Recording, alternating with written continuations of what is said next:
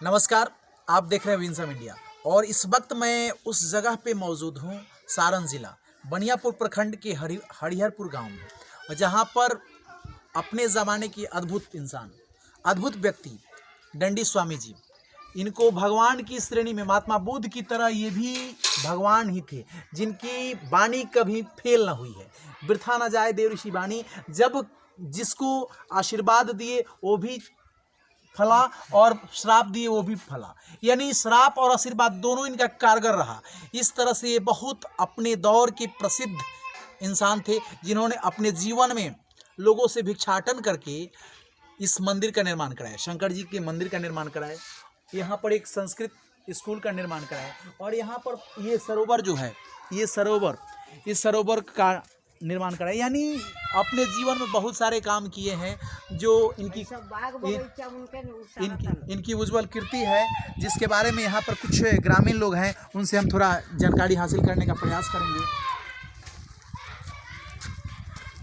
आप क्या जानते हैं? का जाना तनी रहुआ? ये बाबा दंडी बाबा का कइले बानी?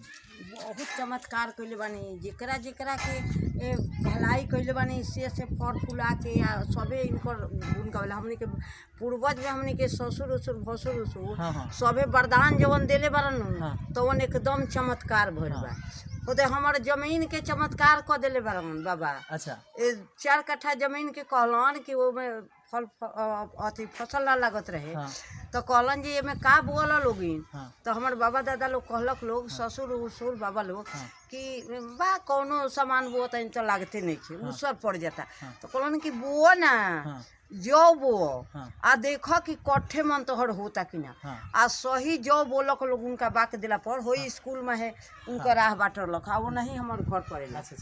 तो दिलन तो 4 कट्ठा 8 कट्ठा में 8 कट्ठा दोनों पट्टीदार के लगा के बाद जमीन, तो 8 कट्ठा में 8 बन माने जोख के भइल। पहले फसल ना होते ना, यानी बाबा के चमत्कार माने उनको जौन बाक कोई के दे दिहन। माने रुआ कहनी है नु कि जौन माने भलाई उनका साथ में केहू गद्दारी करी तो ओकरो के श्राप दे दी, तो उनको बिलाही के बा।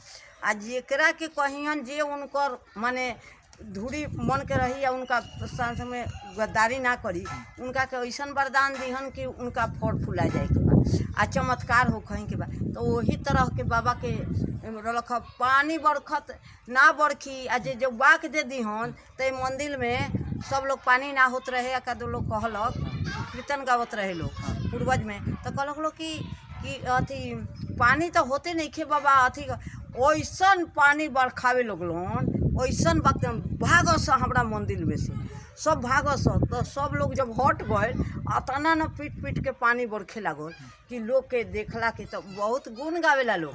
हमने के ससुर भसुर लोग कहत रख कि बाबा बहुत अच्छा आदमी रहन, चाहे ननद उनद देखले रख लोग, तो उनकर हाथ के भी खैले रख लोग। इस वक्त मैं मौजूद हूँ एक बुजुर्ग शिक्षक, रिटायर्ड शिक्षक श्री ललन कुंवर जी के साथ में, और इनसे एक विशेष जानकारी इतिहास की, वैसे महापुरुष जिनका नाम सुनकर के लोग भयभीत हो जाते थे। गोली से विशेष असरदार उनकी वाणी चलती थी, और जिसको जो बोल देते थे, बोला गया कि वृथा न जाए देव ऋषि वाणी, यानी वो जो बोलते थे वो हो करके रहता था।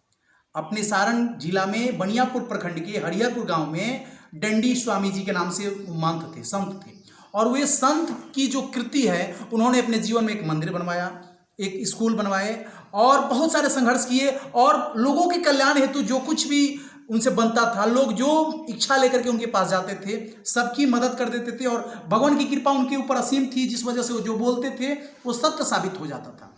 हम उन्हीं के जीवन से संबंधित कुछ जानकारी हासिल करने का प्रयास करेंगे, जो रिटायर्ड शिक्षक हैं और हम लोगों के बुजुर्ग हैं, इनसे पूछने का प्रयास करते हैं। बाबा, आपका स्वागत है।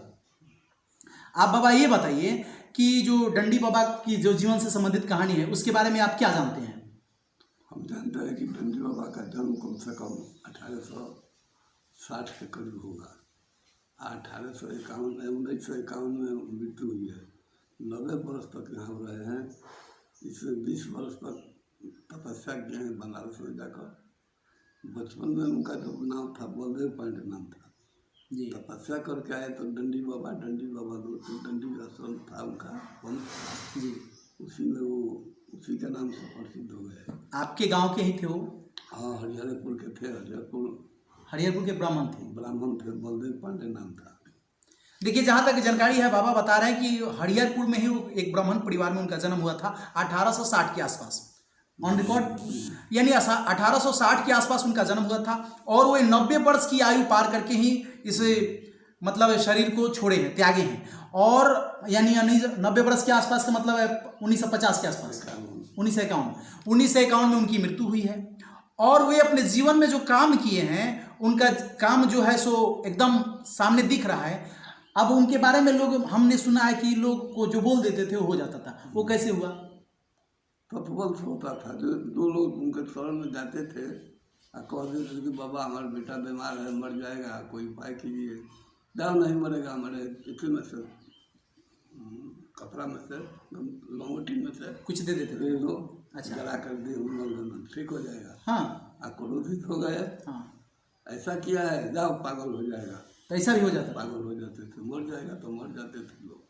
इस तरीका के भयभीत लोग होते थे। देखिए, बता रहे हैं बाबा, जहाँ तक बता रहे हैं कि उनकी जो वाणी थी एकदम सत्य साबित होती थी। वो जो बोलते थे वो करके रहता था। यानी अगर किसी की कल्याण के लिए कुछ बोल दिए, तो तुम्हारा बेटा की तबीयत खराब है, बेटा ठीक हो जाएगा तो ठीक हो जाएगा, और किसी को बोल देगा तू पागल हो जाएगा तो पागल हो जाएगा। इस वजह से लोग भयभीत रहते थे। यानी जितना लोग गोली से न भयभीत होंगे, डाकू बदमाश से जो लोग न डरेंगे, वो उस जमाने में बाबा से डरते थे, डंडी बाबा से। क्योंकि अगर गुस्सा हो गए और उनके गुस्सा के अगर कोई शिकार हो गए तो उनको भोगना पड़ता था। यही सच्चाई है बाबा? एक बार आ रहे थे बोलुआ गाँव से होकर के जी। अब बोलुआ गाँव के प्रसिद्ध धनिक आदमी का नाच हो रहा था दरवाजे। अच्छा अच्छा। डंडी बाबा का देख कर नाच टूटने लगा, सब लोग भड़कने लगे कि डंडी बाबा आ रहे हैं नाच में। जी। तो पूछे कि किसको हो रहा है? तो श्री पलटन सिंह को पोता हुआ है, इसी में नाच हो रहा है। जी। कल श्री पलटन को पोता हुआ है जी। नाच करवा रहा है, अच्छा नहीं कराया श्री पलटन जी। कह के चल दिए। सब लोग दौड़े मनाने के लिए, यहाँ तक लोग आए हमारे गांव में, पकड़ के लोग ले गए बाबा क्या कुछ अनहोनी ना हो जाए। हाँ, लड़का पोता हुआ है तो जाओ जा, कुछ नहीं होगा, लेकिन पोता हुआ है, भगवान तुम पर खुश है तो कुछ पूजा पाठ कराओ। हाँ। नाच क्यों करा, कीर्तन कराओ। हाँ, तो अष्टदान हुआ। इतना लोग डरते थे उनसे। एक बार आपके गांव के बंगड़ा के मिलन सिंह थे जी। जमींदार जी। उनसे कहे कि देखो मिलन, हमको थोड़ा ढाठा भेज दो, एक आदमी हमको गाय दे दिया है। तो जी। मुल्तानी गाय थी उनकी। जी। तो कोई अच्छा बाबा गाड़ी बैल तो अभी नहीं है, हम भिजवा देंगे। नहीं भेजा है, फिर गए एक बार, कहीं नहीं भेजा, तो कैसे भेजी? गाड़ी बैल तो गया है दिसावर की तरफ जाते थे, सीतामढ़ी मोतिहारी की तरफ जाते थे लोग। नहीं खेकल, अच्छा सीतामढ़ी से आएगा तब भेजाएगा, जाओ कह के चले आए। तो हम लोगों को क्या पता चलेगा, कह के आ गए तो लगले बंगड़ा से 30-40 आदमी ढाठा माथ पर बांध के बोला ले जाके लोग गिराए। क्या हुआ? तो बाबा बैल का तबीयत खराब हो गया है। कौन तो पुल था पहले, हम भूल आ गए, मुजफ्फरपुर। अच्छा अच्छा। उसी पुल पर तो जो माफ़ कर दीजिए, तो जाओ जाओ ठीक हो गया है, जाओ ले जाओ। और ठीक हो गया तो बैल ठीक हो गया? हाँ, यहाँ देखो ठीक है तो ठीक हो गया, आ रहा है। तो देखिए बाबा जो बता रहे हैं कि यानी बैलगाड़ी से, पहले बैलगाड़ी का जमाना था, बैलगाड़ी से बोले बंगड़ा नदी पर जाकर के, मिलन कुंवर नाम था ना, मिलन कुंवर के पास कि आप ढाठा अपने बैलगाड़ी से हमारे मठिया में पहुंचा दीजिए। तो बोले कि ठीक है पहुंचवा देंगे, लेकिन कह के चले आए। दूसरे रोज 2 दिन के बाद गए तो उनका बैल नहीं आया था, जिस वजह से नहीं पहुंचवाए थे। तो फिर पुनः बोले, तो बोले कि कहाँ से बैल नहीं आया, कैसे पहुंचवाए? तो बोले ठीक है देख लीजिएगा। और आ गए तो बैल की तबीयत खराब हो गई, तो सब लोग वहाँ से सर पे बोझा लेकर के आए और यहाँ पहुँचवाए। और बोले कि बैल की तबीयत खराब हो गई, तो बोले कि कुछ नहीं होगा, बैल ठीक हो जाएगा। बैल ठीक हो गया। बाबा बता, इस तरह से वो डंडी बाबा का मतलब जो काम था, और उनकी वाणी थी वो सटीक बैठती थी, यानी भगवान की तरह उनकी वाणी सटीक बैठती थी। इसलिए उनको डंडी स्वामी के नाम से जाना जाता था। डंडी स्वामी उनका नाम था। और बलदेव पांडे बचपन का नाम बलदेव पांडे, और आगे चल कर जब संत हुए तो डंडी स्वामी के नाम से वो मशहूर हुए। उन्होंने अपने जीवन में स्कूल खोला और मंदिर भी बनवाए हुए हैं ना? मंदिर उन्हीं का बनाया हुआ है। अच्छा। मंदिर 40 का थोड़ा पहले का हुआ है। अच्छा। जी हाई स्कूल 1918 में हुआ।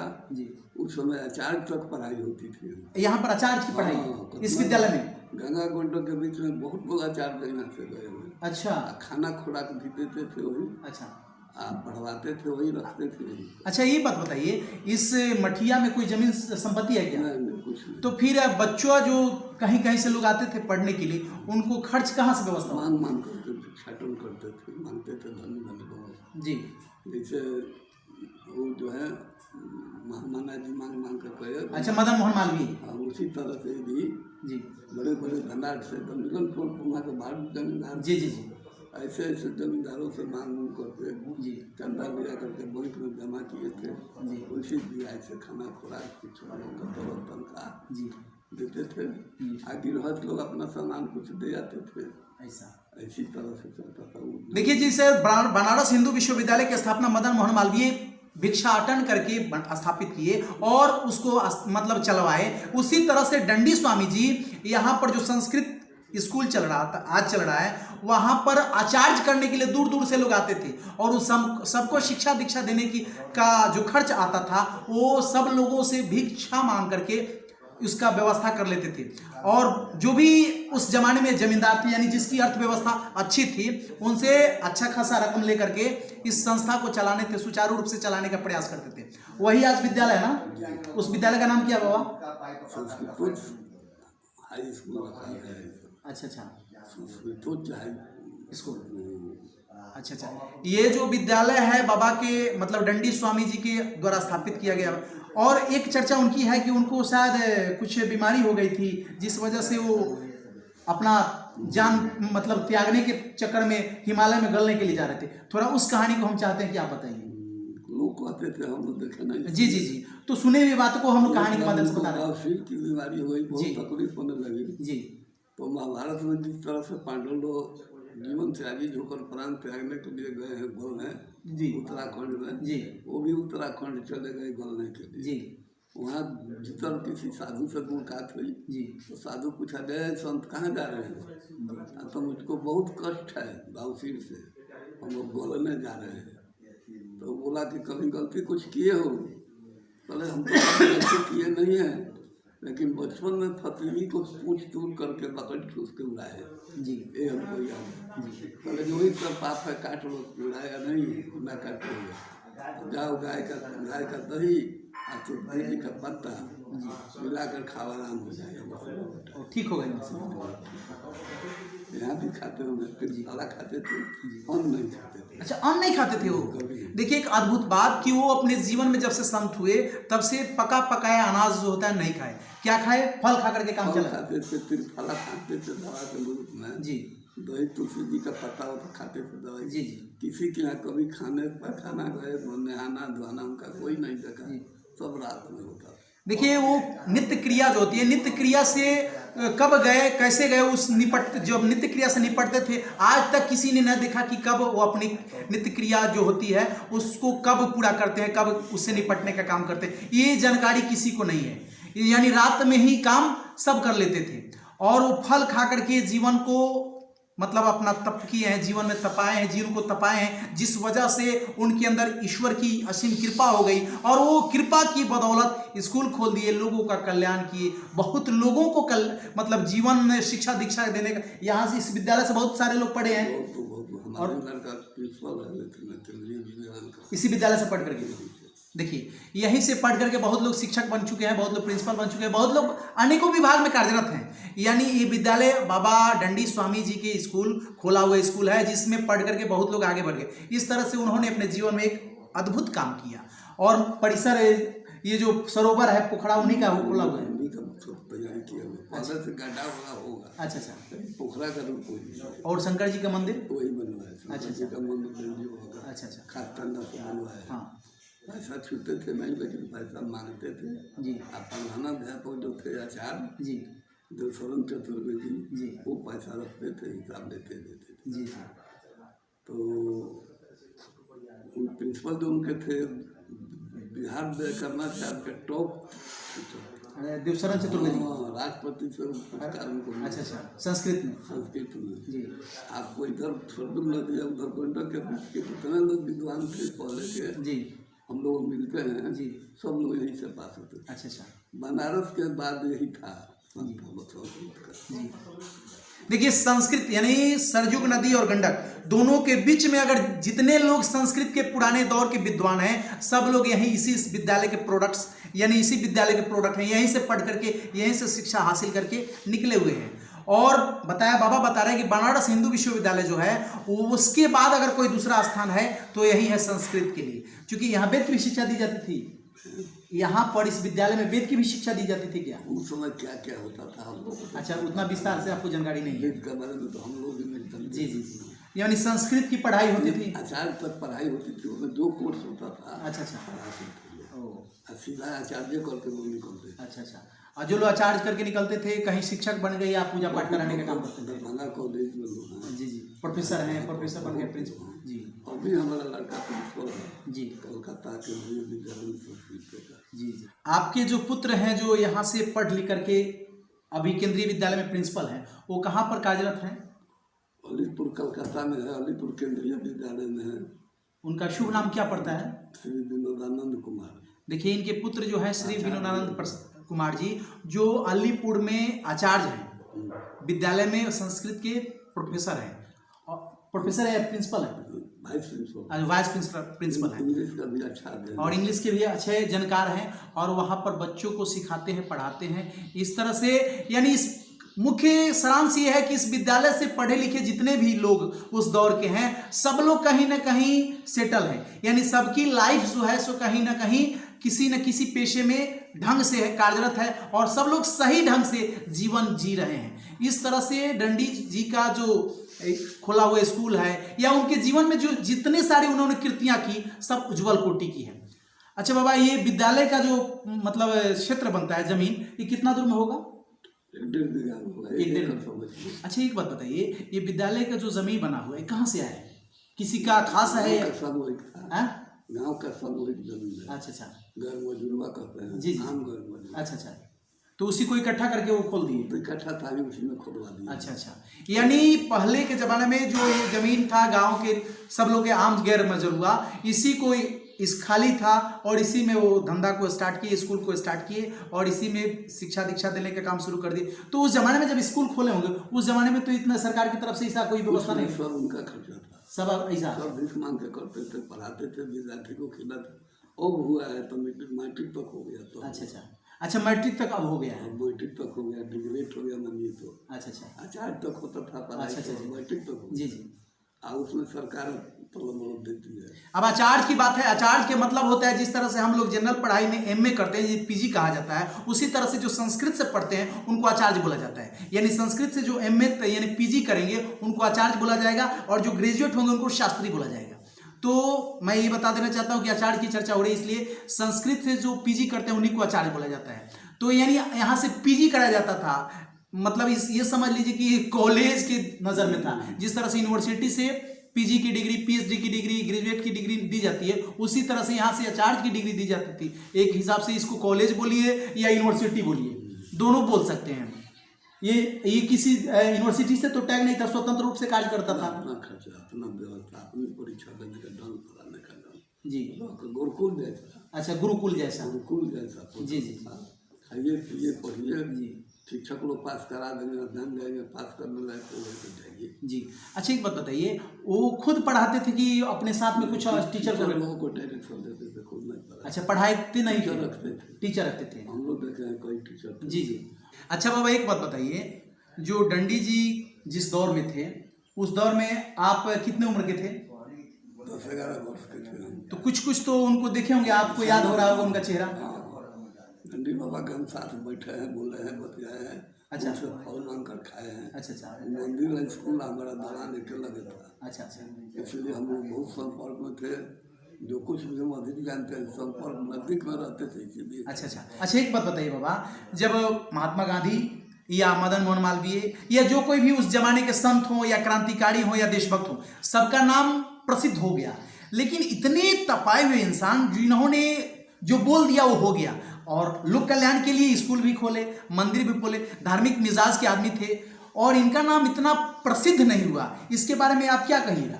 अमेरिका है कि डंडी बाबा राजनीतिक नहीं थे। अच्छा, राजनीतिज्ञ नहीं थे। संस्कृत के विद्वान थे, संस्कृत का प्रचार देते थे और संस्कृत लोग बहुत कम जानते थे जी। हाईलाइट नहीं हुए जी, क्योंकि राजनीतिक सहायता इनको कोई नहीं मिलती थी। अब बताइए, मदन मोहन मालवीय जी BHU का स्थापना करा दिए तो यूनिवर्सिटी बन गया और वो उनका नाम भी प्रसिद्ध हो गया और ये आचार्य के इनके भी संस्था खोला हुआ आचार्य की डिग्री देती थी, तो इनके बारे में चर्चा नहीं होती है। स्कूल हो गई तो इनके बारे में चर्चा उतना नहीं होती है। हाँ, राजनीतिक प्रोत नहीं था उनका। अच्छा, जिस वजह से गुमनाम रह गए। नहीं तो गांधी जी से और महामना जी से अध्ययन में तत्व में बहुत आगे थी जी। देखिए, बता रहे हैं बाबा कि मदन मोहन मालवीय और महात्मा गांधी जो लोग थे उस दौर के, जो लोग अपने आप को संत भी बोलते हैं, अहिंसा के पुजारी भी बोलते हैं और क्रांतिकारी भी बोलते हैं, सब लोगों में सर्वोपरि अगर कोई था तो हमारे डंडी स्वामी जी थे। क्योंकि किसी के पास इतनी हिम्मत नहीं थी जो बोल दे वो हो जाए। बिना गोली बंदूक या लाठी डंडा के ही ये शासन करने का ढंग जानते थे। इनके ऊपर ईश्वर की असीम कृपा थी, जो बोल देते थे वो हो जाता था। अब बताइए, सोचने वाली बात है कि जो इंसान अगर कुछ बोल दे, अच्छा बोले वो भी हो जाए, बुरा बोले वो भी हो जाए, तो लोग भयभीत होंगे। जाहिर सी बात है कि लोग भयभीत होंगे। इस तरह से डंडी जी से लोग भयभीत होते थे, जो भी बोल देते तो हो जाता था ना। हम जो जिसको कह दे बेटा होगा तो बेटा हो गया, दुख दूर तो दुख दूर, मर जाएगा तो मर जाएगा। अब बताइए, जिसको बोल देगा तू मर जाएगा, यानी आजकल मारने के लिए गोली की जरूरत पड़ती है और वो इंसान, वो महापुरुष जो बोली से ही मार देते थे, तू मर जाएगा तो मर जाएगा, तू जिंदा हो जाएगा तो तू जिंदा हो जाएगा। इस तरह से उज्जवल कोटि जिनके अंदर थी, जिनकी कृतियां इतनी उज्जवल कोटि की थी और जो अपने शरीर को तपा करके ईश्वर से साक्षात दर्शन पाए हैं, ईश्वर की उनके ऊपर असीम कृपा हो गई, ऐसे इंसान गुमनाम हो गए हैं। तो मैं सरकार से भी अपील करता हूं कि ये डंडी स्वामी जी के बारे में रिसर्च किया जाए और इनको भी एक अच्छे महापुरुष, एक अच्छे संत के रूप में उपाधि दी जाए और इनके द्वारा जो खोला हुआ स्कूल है, ये जो संस्था है उनके द्वारा खोला हुआ, इसको थोड़ा ढंग से संचालित किया जाए। ये मंदिर बनाए, ये बहुत सारे किए हैं, इनको मतलब सामाजिक हित में एक अच्छे दृष्टि से देखा जाए और इनके नाम को उजागर करने का प्रयास किया जाए। अगले जनरेशन को शिक्षा पद्धति में अगले जनरेशन को बताया जाए कि डंडी स्वामी जी भी कुछ थे। अगले जनरेशन जब जान जाएगी, चूंकि नई पीढ़ी के जो लोग हैं वो डंडी स्वामी जी की कहानी से अपरिचित हैं, तो जब तक उनकी बारे में जीवनी जो है, उनकी जो कहानी है सिलेबस के रूप में नई पीढ़ी को ना मिलेगी, लोग कैसे जानेंगे। इसलिए सरकार से भी अपील है कि ऐसे ऐसे महापुरुष जो अपने देश के हैं, राज्य के हैं या कहीं के हैं, उनकी कीर्ति को उजागर किया जाए और उनके नाम को आगे बढ़ाया जाए, ताकि आने वाली पीढ़ी ढंग से उनके बारे में जानने का प्रयास करे। अच्छा बाबा, ये जो डंडी बाबा जो स्कूल बनवाए या मंदिर बनवाए, तो अर्थव्यवस्था की जो बात थी, सब जगह से भिक्षाटन करके बनवा लिए, तो इसमें कुछ लोग विशेष रूप से सहयोग किए होंगे जिनकी अर्थव्यवस्था मजबूत होगी। जो जमींदार होंगे वो संपत्ति कुछ दे दिए होंगे, पैसा कुछ दे दिए होंगे। जो चिमनी वाले होंगे, उस जमाने चिमनी वाले तो शायद उस जमाने में लोग नहीं होते थे। अच्छा, पिंजवा लगता था, जिसको पिंजवा बोलते हैं। अच्छा, पिंजवा पकाने के लिए लकड़ी बनती थी। अच्छा, नहीं था। अच्छा, तो पिठौरी के मूली, मतलब इस काम के लिए पिंजवा लगा हुआ था। पिंजवा लगा, ईंटा पछवा करके पिंजवा, अच्छा, अपना नंबर लेवल का ईंटा है। अच्छा, सब ईंटा उसमें नहीं, जी बराबर है। जी। तो लकड़ी के लिए गए तो एक आदमी बोला कि हमारे पास पीपल है। कौन बोला? मुनि जी। पिठौरी गाँव के मुनि जी जमींदार थे। अच्छा, किशन प्रोफेसर जो है जी परिवार के लोग। अच्छा। तो बोले कि पीपल तो है, तो हाँ शिव जी के लिए चलेगा जी। बोला वो लोहार को, तो लोहार भरत ठाकुर आए तो उनको वंश में था, रोने लगे जी कि हम निर्वंश हैं, पीपल कैसे काटेंगे बाबा, आपकी बात कैसे काटेंगे, हम तो बड़ी झंझट में जी। तो बोला कि शिव बोले डंडी बाबा कि शिव जी के नाम पर पीपल काटा जा सकता है, तुमको पाप नहीं लगेगा, तुमको बेटा नहीं है, तुमको इसी जन्म में 7 बेटा होगा और तुम्हारे नाम पर तरफ टोला बनेगा। वो रोने लगा कि हम नहीं काटेंगे, हम निर्वंशी हैं, मर जाएंगे तो फिर हम कैसे हो जाएगा, हम पाप फिर पुनः मत करवाइए। देखिए, डंडी जी का मतलब प्रभाव इतना था कि जब मंदिर बनवाने के लिए पिंजवा लगाए तो लकड़ी लाने के लिए गए तो पिठौड़ी गए जहाँ पीपल का पेड़ था, बाबा बता रहे हैं, और मुनि जी के परिवार से वो पेपर होता। तो उस पीपल का पेड़ कटवाने के वास्ते मुनि जी से बोले, तो बोले कि बाबा इस पीपल को तो हम लोग नहीं कटवा सकते हैं, आप ले जाना चाहते हैं तो ले जा सकते हैं। तो ये सुन करके एक दरब ठाकुर नाम करके वहाँ के लोहार थे, जिनको बुलाया गया और बुलाया गया कि आप इस पीपल को काट दीजिए। तो वो बेचारा निर्वंशी थे, उस जमाने में उनको वंश नहीं था, तो रोना शुरू कर दे कि बाबा इस जन्म में भी तो हमको कोई औलाद नहीं है, और अगले जन्म में हम फिर पुनः दोबारा पाप मत करवे कि अगले जन्म भी हम निसंतान रह जाएं। तो बाबा बोले कि नहीं, ऐसी मत सोचो, ऐसी तुम्हारी सोच सही नहीं है। हम बोलते हैं कि तुमको औलाद हो, कितना बच्चा चाहिए, जाओ तुमको 7 बच्चा चाहिए और तुम्हारा दरब टोला कहा जाएगा, ऐसा ना बोले, दरब टोला के नाम से तुम्हारे नाम को मशहूर किया जाएगा और तुम जाओ काटो। और बाबा के कथनानुसार वो दरब ठाकुर गए और पीपल के पेड़ को काटे, जिसकी वजह से उनको 7 पुत्र हुआ। और आज भी उनके कुल खानदान से लोग हैं जो दरब ठाकुर के परिवार से लोग हैं, और उनका परिवार बड़ा चढ़ा परिवार है। तो डंडी जी की कृपा से उनको पुत्र हुए और 7 पुत्र का परिवार लंबा चौड़ा हो गया, जिस वजह से एक टोला हो गया उनके नाम पर। ये डंडी जी के मतलब प्रभाव है, इनकी कृपा है, और ईश्वर की भी उनके ऊपर कृपा थी, जो ईश्वर के रूप में साक्षात थे। हम तो यहाँ तक कह सकते हैं कि वो ईश्वर के रूप में साक्षात थे, क्योंकि हम ईश्वर को नहीं देखे हैं। तो इस धरती पर अगर मानव हित के लिए कोई कुछ काम करता है, लोक कल्याण की बातें करता है, जिससे लोक हित में लोक की कल्याण की बात हो जाए, वो ईश्वर है। तो हम यहाँ तक कह सकते हैं कि डंडी जी इस धरती के कलयुग के रूप में, जब कलयुग अवतरित हुआ, उस कलयुग के रूप, जिस तरह से महात्मा बुद्ध को हम भगवान मानते हैं, उस तरह से डंडी जी को भी हम भगवान मानेंगे। और डंडी जी भगवान के रूप में थे ही, क्योंकि हम और आप जो साधारण आदमी हैं, इनकी औकात क्या है? अगर हम किसी को कुछ बोल देंगे, होने वाला क्या? ऐसे तो झगड़ा अगर होता है, अगर हमारे कथनानुसार और आपके कथनानुसार अगर किसी को कुछ हो जाने वाला होता, तो प्रत्येक दिन प्रत्येक घर से लाश निकलता। क्योंकि जब झगड़ा होता है तो लोग बोल देते हैं कि तुम्हारा खत्म हो, तुम्हारा अंत हो, लेकिन कह देने से किसी का अंत होता नहीं, ये जाहिर सी बात है। लेकिन उस जमाने में अगर डंडी जी बोल दे कि तुम्हारा अंत तो अंत, और तुम आबाद तो आबाद, इस तरह से ऐसे प्रतिभा के धनी थे हमारे डंडी स्वामी जी महाराज, और ईश्वर की उनके ऊपर कृपा थी, तो हम उनको ईश्वर ही के रूप में ही बोलेंगे। और उस जमाने में लोग स्वामी जी बोलते भी थे। इस तरह से हम डंडी जी के बारे में कहानी बताने का आपको प्रयास किए।